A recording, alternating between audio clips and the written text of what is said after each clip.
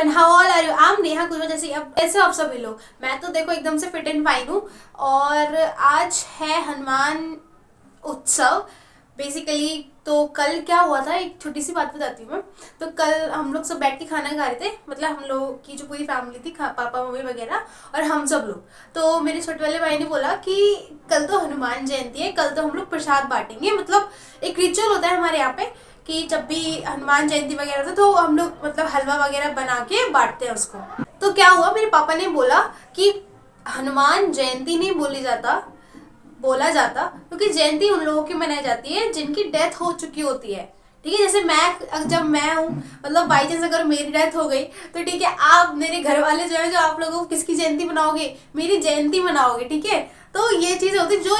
जो लोग एक्सपायर हो चुके होते हैं बेसिकली, जो फेमस लोग होते हैं और जो इम्पोर्टेंट लोग होते हैं बेसिकली, जिन्होंने हमारे समाज के लिए कुछ किया, जैसे भीमराव अम्बेडकर साहब जी, उनकी उनका जो मृत्यु दिवस है उनको हम जयंती के रूप में सेलिब्रेट करते हैं। ठीक है, तो उनको जयंती बोला जाता है। लेकिन अभी क्या है, आज जो फेस्टिवल है वो क्या है, हनुमान उत्सव।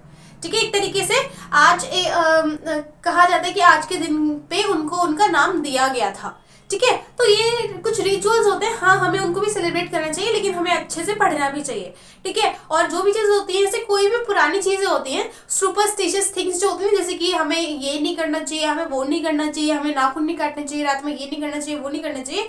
तो इनके ऊपर ना हमें थोड़ा सोचना चाहिए कि पहले के टाइम पे ऐसा क्यों कहा होगा और अब के टाइम पे क्या उसका कुछ रिलेशन है या नहीं है, या फिर हम ऐसे ही मतलब अंधविश्वास में जी रहे हैं। तो ये सारी चीज़ें अपने आप में थोड़ी सोच के आगे बढ़ानी चाहिए। ठीक है, आज हम लोगों का टॉपिक है, जो दो टॉपिक आज हम लोग कवर करने वाले हैं, जो कि मोस्ट इंपॉर्टेंट टॉपिक है, वो है western cyclonic disturbance and the second one is El Nino और ला नीनो। ठीक है, तो हम इसको बहुत ही अच्छे से एक्सप्लेन करेंगे, बहुत ही अच्छे से समझाएंगे। हमने कल क्या पढ़ा था, बहुत ही इंपॉर्टेंट टॉपिक हमने कवर करा था। तो कल हमने पढ़ा था वाइन प्रेशर सिस्टम और प्रेशर बेल्ट और इन सब के बारे में पढ़ा था। लेकिन कल मैंने आपसे बोला था कि हम 3 टॉपिक पढ़ेंगे, लेकिन मेरे माइंड से स्किप हो गया लास्ट में, और वैसे भी वीडियो भी लंबी हो चुकी थी। तो ये चीजें थी, तो हम लोग स्टार्ट करते हैं। तो हमारा पहला टॉपिक आज है, फर्स्ट ऑफ ऑल आज डेट है 5 अप्रैल,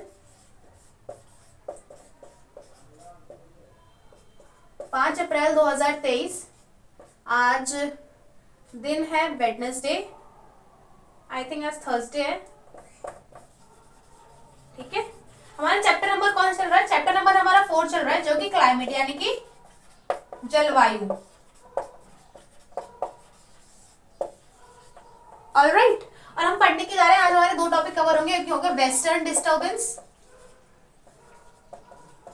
वेस्टर्न साइक्लोनिक डिस्टर्बेंस, और एक एल नीनो और ला नीनो। मतलब ये दोनों टॉपिक बेसिकली अगर देखे जाएं, एक तो क्योंकि हमारी क्लास 9th की ज्योग्राफी में, तो उसको इसलिए हमें पढ़ने पड़ेंगे। दूसरी बात, ये जो टॉपिक्स है ये यूपीएससी के मोस्ट फेवरेबल टॉपिक है। ज्योग्राफी अगर आप लोगे, नहीं भी लोगे, तो ये जो टॉपिक होते हैं ना, मतलब ऑप्शनल के लिए मैं कह रही हूँ, अगर आप ऑप्शनल में ज्योग्राफी लोगे तो ये टॉपिक बहुत थॉरली उसमें पूछे जाते हैं। और वैसे भी अगर नहीं भी लोगे तो ये प्रीलिम्स में भी इनसे क्वेश्चन बनता है कि इनका क्या इम्पैक्ट पड़ता है हमारे इंडिया के ऊपर।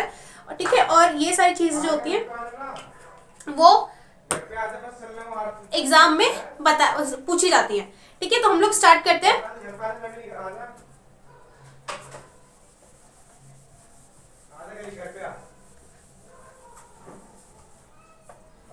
तो है हमारा फर्स्ट, सबसे पहले हमारी लकी चार्म।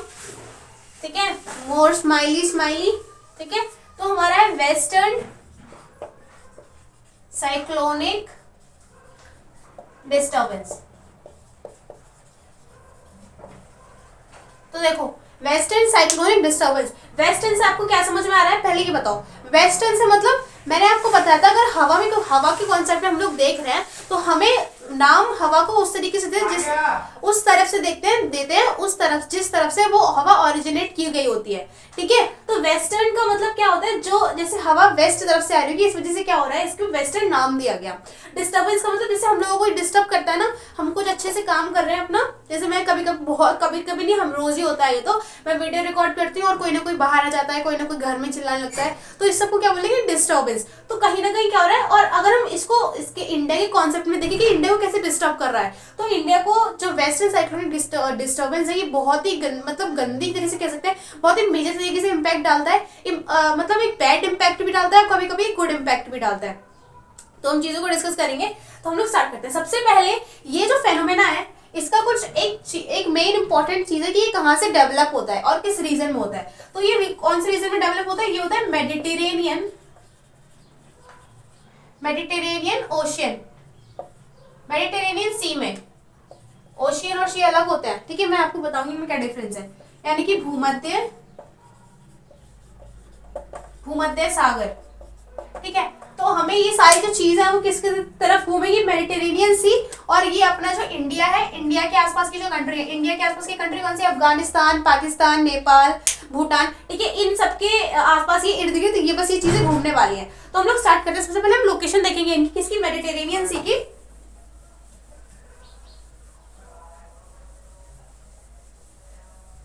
मेडिटेरेनियन सी की और अपनी इंडिया की, ठीक है। तो स्टार्ट करते हैं हम लोग। यहाँ पे नॉर्थ अमेरिका होगा, मैं सिर्फ लिख दे रही हूँ उसको, और यहाँ पे साउथ अमेरिका होगा, ठीक है। यहाँ पे बेसिकली देखते हैं हम लोग, ये हमारा है अफ्रीका, ठीक है।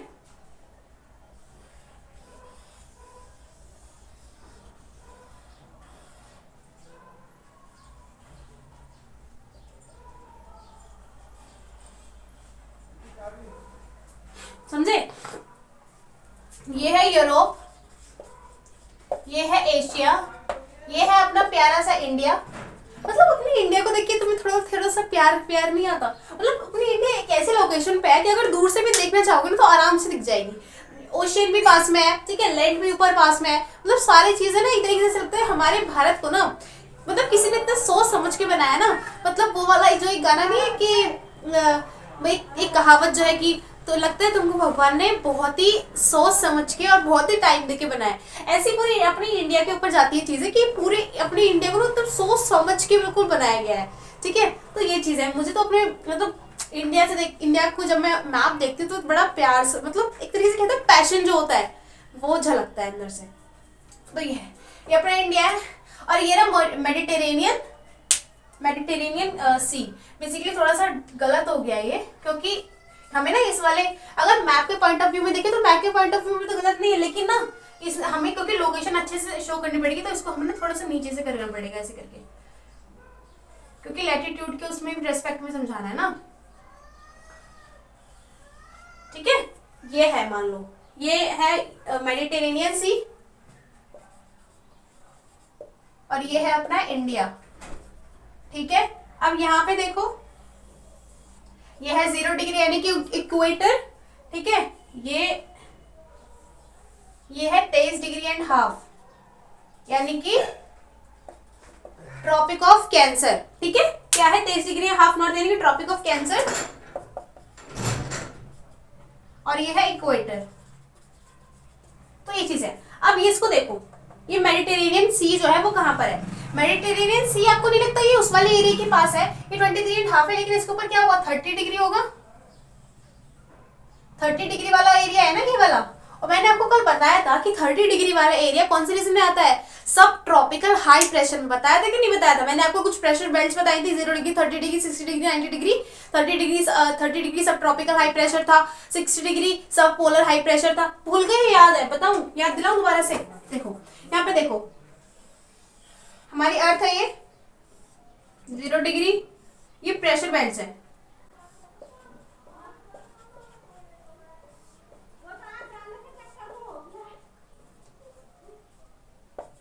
ठीक है। 0 डिग्री, 30 डिग्री, 60 डिग्री, 90 डिग्री। तो 0 डिग्री पे इक्वेटर है, यहाँ पे क्या था? हॉट लैटिट्यूड मैंने आपको बताया था, यानी कि ये है सब ट्रॉपिकल हाई प्रेशर वाला एरिया। और ये वाला कौन सा था? सब पोलर, ये था पोलर, ठीक है। मैंने आपको उसने बताया था ना, ये पोलर और सब पोलर इन दोनों को करना है और इन दोनों को करना है, ठीक है। समझ में आया? तो जो ये हाई प्रेशर वाला एरिया है, अब देखना थोड़ी सी एक बात देखना, आपने लोकेशन देखी? लोकेशन बेसिकली आप देखो कि ये जो एरिया है, मतलब ये मेडिटेरियन है, यहाँ पर ये इम्पैक्ट कहाँ डाल रहा है? यहाँ पे क्या है? हिमालय है, ठीक है। ये इम्पैक्ट डाल रहा है अपने इंडिया के नॉर्थ ईस्ट वाले पार्ट पे। कौन से वाले पार्ट पे? अपने इंडिया के नॉर्थ ईस्ट वाले पार्ट पे। इसको ध्यान से समझना, यहाँ से इम्पैक्ट कहाँ जा रहा है? यहाँ पे।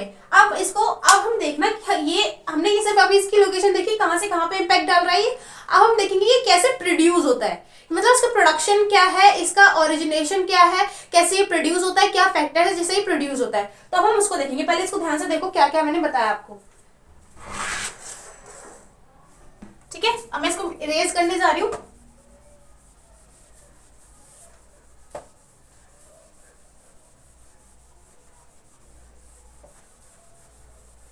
अब सुनो, देखो अब मैं अर्थ बनाऊंगी, ये हमारी टोटल अर्थ है पूरी, ठीक है। ये है 0 डिग्री, ये है 30 डिग्री, ये है 60 डिग्री और ये है 90 डिग्री, ठीक है। अब मैं आपको एक चीज के बारे में बताने जा रही हूँ जिसका नाम है एक्स्ट्रा ट्रॉपिकल साइक्लोन। क्या नाम है उसका? एक्स्ट्रा, क्योंकि वेस्टर्न डिस्टर्बेंस टोटली ये इसी पे बेस्ड है। एक तरीके से देखा जाए तो एक्स्ट्रा ट्रॉपिकल साइक्लोन और वेस्टर्न डिस्टर्बेंस ये एक दूसरे के मतलब एक दूसरे के नाम है। ये extra tropical cyclonic extra tropical cyclone. अब एक्स्ट्रा ट्रॉपिकल साइक्लोन होते क्या है, ठीक है, ये कहाँ पे ग्रो करते हैं, कैसे बनते हैं, सुनो। तो 0 डिग्री ये क्या है तुम्हारा? इक्वेटर है। इक्वेटर मतलब temperature high pressure low, temperature high pressure low. अब यहाँ पे ये क्या है? सब ट्रॉपिकल, क्योंकि ये वाला जो रीजन है वो ट्रॉपिकल होता है ना, तो ये वाला सब ट्रॉपिकल बेल्ट होगी। तो यहाँ पे क्या होगा? टेम्परेचर लो प्रेशर हाई, समझे। इस वाले को देखो, इस वाले को देखो पहले, ये क्या है? पोलर हाई प्रेशर, ये क्या है? सब पोलर लो प्रेशर, ठीक है। मैंने आपको मेडिटेरेनियन सी कहाँ बताया था? यहाँ पे बताया था 30 डिग्री के पास, 30 डिग्री के ऊपर बना हुआ था वो। इसको मैं इरेज कर रही हूँ यहाँ से। यहाँ पे मैंने आपको बताया था सब मेडिटेरेनियन सी, ठीक है। और अपना इंडिया आपको कहाँ बताया था मैंने? अपना इंडिया बताया था यहाँ पे, बताया था ना, ये अपना इंडिया है। अब ध्यान से देखना, मेरे को एक बात बताओ कि इनके बीच का मतलब 0 से 90 डिग्री के बीच वाला जो पॉइंट है, एक तरीके से अगर बीच देखें तो कौन सी आएगी? बोलो, यही तो आएगी। यहां से लेकर ये वाली 30 डिग्री 60 डिग्री दोनों के बीच में आएगी, आएगी नहीं आएगी? आएगी ना। इन दोनों के बीच में भी ये वाला रीजन जो होगा, ये वाला इतना रीजन, ये वाला रीजन, ये इसकी पूरी अगर नॉर्थ हेमिस्फीयर में देखें तो ये इसका सेंटर पॉइंट होगा एक तरीके से, या बिल्कुल मिडिल पॉइंट होगा। जैसे मैं आपसे पूछूं, ये मेरी उंगली है, ठीक है, उंगली दिख रही है, इस उंगली का मिडिल पॉइंट क्या है? तो इस उंगली का मिडिल पॉइंट कौन सा है? ये बीच वाला मिडिल पॉइंट है। उसी तरीके से नॉर्थ हेमिस्फीयर का अगर मिडिल पॉइंट देखें तो मिडिल पॉइंट कौन सा होगा? ये होगा। तो अब मुझे अब एक बात बताओ, अगर यहाँ से जो कोल्ड हवा आ रही है, पोलर से जो कोल्ड हवा आ रही है, और जो इक्वेटर वाले रीजन से जो हॉट हवा आ रही है, ठीक है, तो वो कहाँ पे जाके मिलेगी? कहाँ पे जाके मिलेगी? वो इसी रीजन में तो मिलेगी। क्यों इसी रीजन में मिलेगी? क्योंकि ये जो गर्म हवा है वो सोचेगी मैं वहां तक जाऊं जहां तक मेरा बस चल रहा है। मतलब मैं उस दूर तक जाना चाहती हूँ। जो हवा होती है वही सोचती है मैं उस दूर तक जाना चाहती हूँ जिस दूर तक कोई ना पहुंच पाए, ठीक है। लेकिन जैसे ही कोई और पहुंच गया, वो क्या करती है? वो अपना रास्ता वापस चुनने लगती है। जैसे हम लोग क्या करते हैं, हम सोचते हैं हमें ऐसे उस दूर तक जाना है, उस मतलब आसमान को छूना है जहां तक मैं छू सकती हूँ। लेकिन अगर उस रास्ते में जब तक अगर कोई बीच में आ गए, सबसे पहले हमें क्या करना पड़ता है? थोड़ा सा बैक मूवमेंट लेना पड़ता है ताकि हम उस इंसान को और क्रॉस कर सके, है ना। अगर कोई इंसान डेंजरस होता है तो वो आगे भी बढ़ जाता है, तो ये चीज होती है। लेकिन यहाँ पे जो गर्म हवा है और जो ठंडी हवा है, ये दोनों क्या कर रही है? एक दूसरे से कह रही है भाई हम नहीं लड़ेंगे ना, तुम लड़ो। ये दोनों क्या कर रही है? बस यहाँ से ये ठंडी हवा आई और यहाँ से क्या की गर्म हवा गई, ठीक है। ये लोग यहीं तक इतने आ जा सकते थे क्योंकि यहाँ पे ये इसको मिल गई, ये इसको मिल गई। तो उन्होंने कहा यार चलो बस अब इतनी दूर तक हम आएंगे, यहाँ से क्या करते हैं? हम वापस चलते हैं। तो यहाँ से क्या होता है? ये हवा अब यहाँ से वापस लौट जाती है, ये हवा यहाँ से वापस लौट जाती है, ठीक है। लेकिन यहाँ पे क्या करते हैं? ये दोनों मीट करती है, फ्रंट बनाती है, ठीक है। जब भी कोल्ड एयर और हॉट एयर मिलती है तो क्या बनता है? क्या बोलते हैं उसको? फ्रंट बोलते हैं। तो वो फ्रंट बनाती है। तो जहां पर जब ये फ्रंट बनता है तो यहाँ पे यही बनता है साइक्लोन। तभी क्या बनता है? तब ये बनता है ट्रॉपिकल सब ट्रॉपिकल साइक्लोन, ठीक है। तब क्या बनता है? तब ये बनता है ट्रॉपिकल साइक्लोन, ठीक है। तभी इसका नाम रखा गया एक्स्ट्रा ट्रॉपिकल साइक्लोन। क्या रखा गया? Extra tropical cyclone, extra tropical cyclone. अब मैंने आपको ये बताया कि ये हो गया, ठीक है, क्योंकि यहाँ से कोल्ड हवा है और यहाँ से क्या है? वार्म हवा यहाँ पे जब बिल्कुल सेंटर में जाके मीट हुई, तो उसके बाद क्या हुआ? यहाँ पे ट्रॉपिकल का फॉर्मेशन हुआ, एक्स्ट्रा ट्रॉपिकल साइक्लोन का फॉर्मेशन हुआ। अब यहाँ पे हो गया, ठीक है। यहाँ पे हवा मतलब ऊपर ही ऊपर बह रही है। अब ये मैं सोचता है कि सर्दियों के टाइम पे ही जो होता है हमारे यहाँ पे वेस्टर्न डिस्टर्बेंस शो होता है, नहीं, सर्दियों के टाइम पे सिर्फ शो होता है, लेकिन गर्मियों के टाइम पे वेस्टर्न डिस्टर्बेंस की वजह से हमारे यहाँ पे आंधी तूफान आते हैं। लेकिन क्यों ऐसा हमें हमें क्यों नहीं फील होता? क्योंकि उस टाइम पे उसका जो टेम्परेचर होता है, किसका, जो यहाँ से आने वाली एयर है, साइक्लोन की जो एयर है, उनका टेम्परेचर क्या होता है, कम होता है। इस वजह से टेम्परेचर कम होता है तो प्रेशर भी, सॉरी, टेम्परेचर ज्यादा होता है, इस वजह से प्रेशर कम होता है, इस वजह से वो हिमालय के ऊपर ऊपर से निकल जाती हैं। लेकिन सर्दियों में क्या होता है, उनके ऊपर प्रेशर ज्यादा होता है, इस वजह से हिमालय से टकरा के हमारे ऊपर क्या आते हैं, सारे जो वेस्टर्न डिस्टर्बेंस की जो चीजें हैं, मतलब जो भी हेल स्टॉर्म वगैरह है, यानी कि ओले वगैरह पड़ते हैं, तो इस वजह से यहाँ हमारे इंडिया में हो जाती है। किसकी वजह से? जब भी प्रेशर हाई रहता है, किसके ऊपर? एक्स्ट्रा ट्रॉपिकल साइक्लोन्स के ऊपर। ठीक है, तो ये चीजें, तो यहाँ पे जब एक्स्ट्रा ट्रॉपिकल साइक्लोन बना, और उसके बाद क्या हुआ, आपको पता है कि इस एरिया में जेट स्ट्रीम भी चलती है। मैंने आपको बताई थी कल, आपको जेट स्ट्रीम के बारे में पढ़ा था कि वेस्टर्ली जेट स्ट्रीम चलती है यहाँ पे। तो वेस्टर्ली जब जेट स्ट्रीम यहाँ पे चलती है, तो ये क्या करती है, ये यहाँ से जो ट्रॉपिकल साइक्लोन है इसको लेकर आती है हमारे इंडिया के पास। हमारे इंडिया के पास जब आता है तो यहाँ पे क्या, हिमालय पर्वत खड़ा हुआ है, तब यहाँ से आने के बाद ये टकरा जाते हैं, फिर ये क्या करते हैं, यहाँ पे बारिश करवाती है।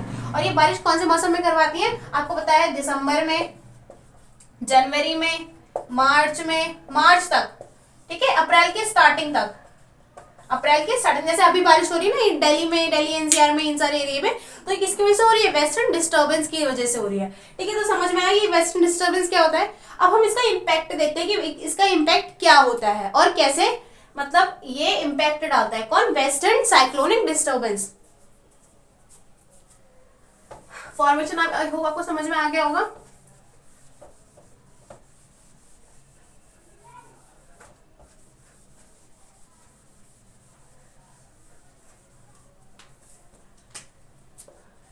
अब हम देखेंगे इम्पैक्ट ऑफ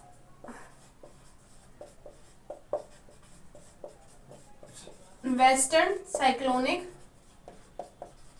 देखो, किसी भी चीज की अति हमेशा खतरनाक होती है ना। ये सेंटेंस तो आपने हमेशा हर जगह सुना होगा। तो यही मेन बात आती है। अगर वेस्टर्न साइक्लोनिक जो डिस्टर्बेंस अगर इंडिया में हद से ज्यादा आता है, मतलब अगर इस पीरियड ऑफ टाइम तक रहता है, अप्रैल तक रहता है, ठीक है, और डेली बारिश हो रही है किसकी वजह से? वेस्टर्न साइक्लोनिक डिस्टर्बेंस की वजह से, तो हमारे यहाँ पे कैसी कैसी कंडीशंस बन जाती हैं। पहली बात तो हमारे यहाँ पे फसल की कमी पड़ जाएगी। क्यों? जिस टाइम पे फसल को काटने का टाइम है उस टाइम पे बारिश हो रही है, तो फसल काटेंगे कहाँ, रखेंगे कहाँ और स्टोर कहाँ करेंगे? उन जो फसल है वो जल्दी से खराब हो जाएगी। ठीक है, और दूसरी बात, जब ऐसी चीज होती है तो बाढ़ आने की भी कंडीशन रहती है ना, बाढ़ भी आती है। और अगर हम इसका वैसे देखें तो अभी दिल्ली में क्या हुआ था कि अभी पिछले 2-3 दिन पहले ओले भी पड़े थे। ठीक है, तो दिल्ली वाले रीजन में बेसिकली ओले पड़ना, और वो भी ऐसे टाइम पे, मतलब मार्च अप्रैल के टाइम पे, ये थोड़ी अब नॉर्मल बातें होती है। ठीक है, तो ये क्या होता है, यहाँ पे भी खेत वगैरह, फील्ड्स वगैरह दिल्ली एनसीआर रीजन में, तो उनको भी काफी ज्यादा नुकसान हुआ। तो ये सारी चीजें होती है। मतलब जो मौसम होता है, ठीक है, वो सिर्फ जो दर्शक होते हैं ना उनके लिए अच्छा होता है, लेकिन जो कृषक होता है ना उनके लिए वो जो मौसम उनको आंखों में आंसू दे के जाता है। ठीक है, तो ये चीजें होती हैं। तो वेस्टर्न साइक्लोनिक डिस्टर्बेंस उनके लिए अच्छा नहीं होता। हाँ, लेकिन अगर 1-2 बार बारिश होती है, ठीक है, हल्का हल्का शोर टाइप में होता है, जैसे कि हम लोग शावर लेते हैं ना, शावर, तो उस तरीके का अगर बारिश होती है, छोटी छोटी बूंदें वगैरह पड़ती हैं, तो वो फसल को पकाने के लिए और फसल को अच्छा बनाने के लिए काफी ज्यादा हेल्पफुल करती हैं। ठीक है, और बेसिकली आपको पता है कि जो इंडिया के जो फार्मर्स हैं बेसिकली रेन पे ही टोटली डिपेंडेंट है फार्मिंग के लिए। तो ये सारी चीजें होती हैं। अब अगर हम इसका गुड इम्पैक्ट देखें तो गुड इम्पैक्ट यही था कि फार्मिंग के लिए अच्छी होती है और बेसिकली टूरिस्ट के लिए भी अच्छी होती हैं। टूरिस्ट के लिए अच्छी क्यों? क्योंकि वेस्टर्न साइक्लोनिक डिस्टर्बेंस की वजह से कश्मीर और लद्दाख वाले रीजन में कभी कभी स्नोफॉल देखने को मिलती है, कभी कभी क्या हर साल ही देखने को मिलती है स्नोफॉल, और कह सकते हैं कभी कभी स्नोफॉल हो सकती है, और फिर मतलब मौसम अच्छा हो सकता है टूरिस्ट को घूमने के लिए। तो ये सारी चीज़ें होती हैं जो कि अच्छी होती हैं। ठीक है, बस यही था वेस्टर्न साइक्लोनिक डिस्टर्बेंस के बारे में। तो अब हम लोग देखेंगे नेक्स्ट टॉपिक जो कि है एल नीनो और ला नीनो।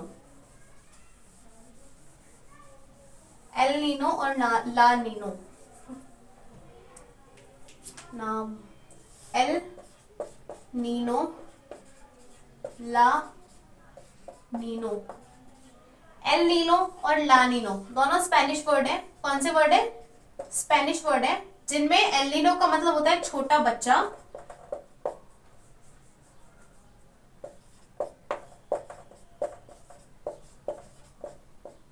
जबकि लानिनो का मतलब होता है छोटी बच्ची। ठीक है, तो एल नीनो और लानिनो ये बहुत ही इंपॉर्टेंट कॉन्सेप्ट है अगर इंडिया के रेस्पेक्ट में देखे जाए। बेसिकली हम लोग सारी चीजें पढ़ते हैं इसलिए ताकि हम उसको इंडिया के रेस्पेक्ट में देखें। अगर हम कुछ भी चीज पढ़ रहे हैं कि कहीं पे मान लो कि जो ओपेक कंट्रीज है, ओपेक कंट्रीज कौन सी होती है, ओपेक कंट्रीज बोलती है जहाँ पे गैस और पेट्रोलियम की जो भरमार होता है वो बहुत ज्यादा होता है, जो क्वांटिटी होती है उनके यहाँ पे बहुत ज्यादा प्रेजेंट होती है। हम लोगों ने ओपेक के बारे में पढ़ा, तो हम लोग ओपेक के बारे में क्यों पढ़ते हैं, ओपेक के बारे में हम लोग इसलिए पढ़ते हैं ताकि हम उसको इंडिया के रेस्पेक्ट में कोरिलेट कर सके। जैसे कि ओपेक हमारे लिए क्यों इंपॉर्टेंट है, ओपेक हमारे लिए बहुत ज्यादा इंपॉर्टेंट है क्योंकि हमें वहां से गैस और पेट्रोलियम ये सारी चीजें मिल रही हैं। ठीक है, तो ये सारी चीजें होती है। तो हम लोग एल नीनो और ला नीनो को भी अपने इंडिया के रेस्पेक्ट में सबसे पहले कोरिलेट करेंगे और सबसे पहले देखेंगे ये होता क्या है। ठीक है, कहाँ से प्रोड्यूस होता है। बेसिकली ये प्रोड्यूस होता है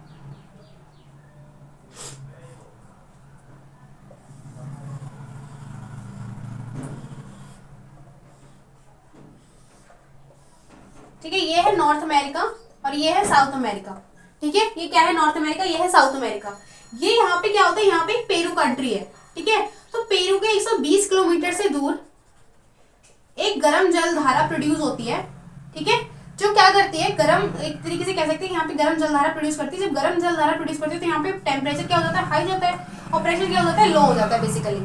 ठीक है, तो ये चीजें होती है। तब यहाँ से क्या होता है, जब ये जो हवा मतलब ये जो जब ओशन करंट एक तरीके से कह सकते हैं, जब ये उधर से जाके बह के मतलब पीछे की तरफ से हमारी, क्योंकि जो अर्थ है वो गोल है, तब यहाँ से इस तरफ से बह के ऐसे करके अंदर से अंदर होके मतलब पीछे की तरफ से जब ये अपनी इंडिया ओशियन में आती है, अब यहाँ पे अपनी इंडिया है,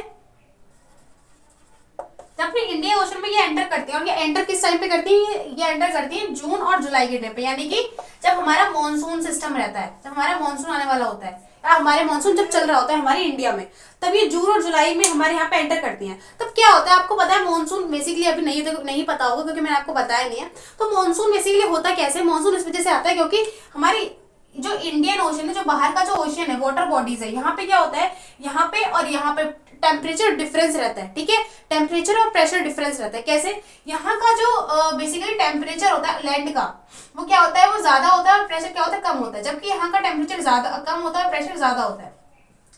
तो यहाँ से हवा ठंडी गर्म होकर क्या हो जाती है, ऊपर उठ जाती है। तो यहाँ की जो लैंड वाली जो जगह है वो क्या होती है, खाली हो जाती है। जबकि यहाँ की जो एयर है वो क्या करती है, जो जिसमें वो पानी वगैरह भी होगा, ठीक है, क्योंकि सी के ऊपर बह रही है तो ऑफकोर्स पानी होगा, तो वो यहाँ से पानी लेके क्या करती है, इंडिया के अंदर जाती है और वर्षा कराती है। इसी को बेसिकली मानसून बोलते हैं।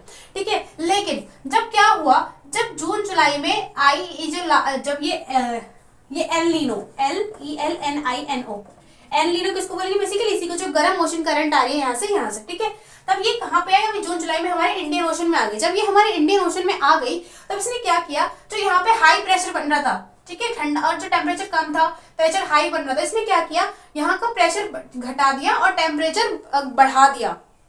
ठीक है, अब क्या हुआ, यहाँ की हवा भी ऊपर उठ गई और यहाँ का क्योंकि टेम्परेचर कम हो गया और टेम्परेचर ज्यादा हो गया, प्रेशर कम हो गया, तो क्या हुआ, यहाँ पे भी जो एयर है वो भी ऊपर उठने लगी। ना ही यहाँ की भी एयर ऊपर उठ गई, यहाँ की भी, मतलब यहाँ पे ये जो एयर है यहाँ पे किसकी कमी हो गई, अब यहाँ पे इस पूरे रीजन में, मतलब लैंड वाले रीजन में और ओशन वाले रीजन में क्या हुआ, यहाँ पे हवा की कमी हो गई और मॉनसून अब क्या होगा, हमारे इंडिया में आएगा लेकिन बहुत वीक होगा। ठीक है, उस टाइम पे क्या होता है, हमारे यहाँ पे सूखा पड़ जाता है क्योंकि मोस्टली जो हमारे यहाँ के किसान है वो किस पे डिपेंडेंट है, वो डिपेंडेंट है बारिश पे अपनी खेती के लिए। उस टाइम पे क्या करता है, हमारे यहाँ पे सूखा पड़ जाता है। इसको बोलते हैं एल नीनो। क्या बोलते हैं, एल नीनो। ये कहाँ से डेवलप होता है, पेरू से डेवलप होता है, पेरुअन बैंक से, ठीक है, या कोस्ट से। ऐसे ही होता है। दूसरा होता है लानिनो। अब लानिनो क्या होता है, और आप मुझसे ये पूछो कि ये करंट यहाँ से यहाँ क्यों आया, क्योंकि आपको पता है हमारी अर्थ जो है वो हमेशा मूवमेंट करती रहती है, तो मूवमेंट करने की वजह से फोर्स लगता है हमारी अर्थ के वाटर बॉडीज पर, ऑफकोर्स हम लोगों पे ऊपर भी, इस वजह से जो वाटर बॉडीज इधर से उधर मूव करती हैं। अब लानिनो क्या होता है, लानिनो और एल नीनो बेसिकली सेम होते हैं, बट डिफरेंस सिर्फ उनके अंदर टेम्परेचर का रहता है।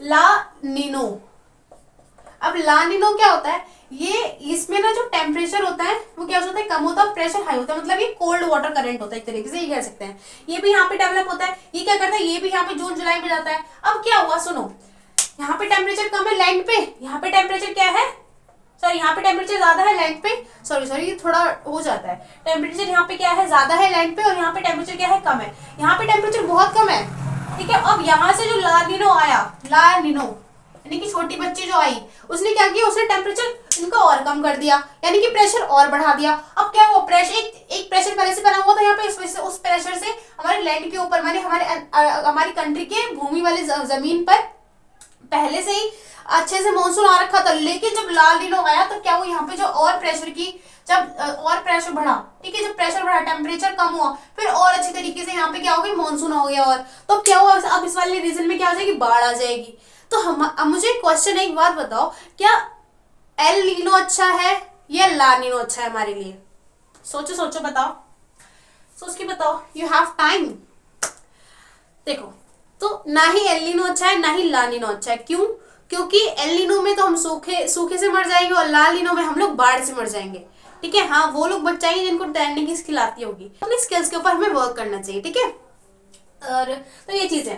तो एल नीनो और ला नीनो बेसिकली ये करते हैं, ये 4 ईयर्स के गैप में आता है। लेकिन अगर एल नीनो आया है तो ये ऑफ कोर्स है कि नेक्स्ट ईयर क्या आएगा, ला नीनो आएगा। ठीक है, एल नीनो और ला नीनो, तो ये सारी चीजें होती हैं। और बेसिकली इनको नापा कैसे जाता है कि अगले इस बार आ रहा है, इस बार नहीं आ रहा, तो कुछ टेम्परेचर डिफरेंस मेजर किया जाता है। और टेम्परेचर डिफरेंस कैसे मेजर किया जाता है मैं आपको बताती हूँ, और कहाँ से मेजर किया जाता है। पैसिफिक ओशन में बेसिकली प्रोड्यूस, यहाँ पे पैसिफिक ओशन होता है, इधर साउथ अमेरिका के इधर पैसिफिक ओशन में तोहिती करके कोई जगह है, ठीक है। और यहाँ पे हमारे इंडियन ओशन के पास तो यहाँ पे कौन सी जगह है, यहाँ पे डार्विन करके, जो ऑस्ट्रेलिया के जस्ट ऊपर है। तो इनका टेम्परेचर डिफरेंस मेजर किया जाता है, टेम्परेचर डिफरेंस और प्रेशर डिफरेंस, उससे क्या निकाला जाता है, उससे निकाली जाती है कि एल नीनो ला नीनो आ रहा है या नहीं आ रहा। तो ये सारी साइंटिफिक स्टडीज के ऊपर बेस्ड होता है। आई होप आपको समझ में आया होगा ये सारी चीजें, ठीक है। और फिर हम लोग बस अब हमारा इस वाले चैप्टर में से मानसून रह गया। मानसून को हम बहुत अच्छी तरीके से पढ़ेंगे, मतलब उसकी वो तो ना, जैसे ये बाल है, बाल की खाल निकालने वाली जो स्टडी होती है उसको अच्छे से करेंगे। फिर उसके बाद हम लोग नेक्स्ट अपनी बुक कंप्लीट करेंगे 5th और 6th चैप्टर करके, ठीक है। तो मिलते हैं नेक्स्ट वीडियो में, तब तक के लिए आप अपना ध्यान रखें, खुश रहें अच्छे से और पढ़ते रहें। Bye bye.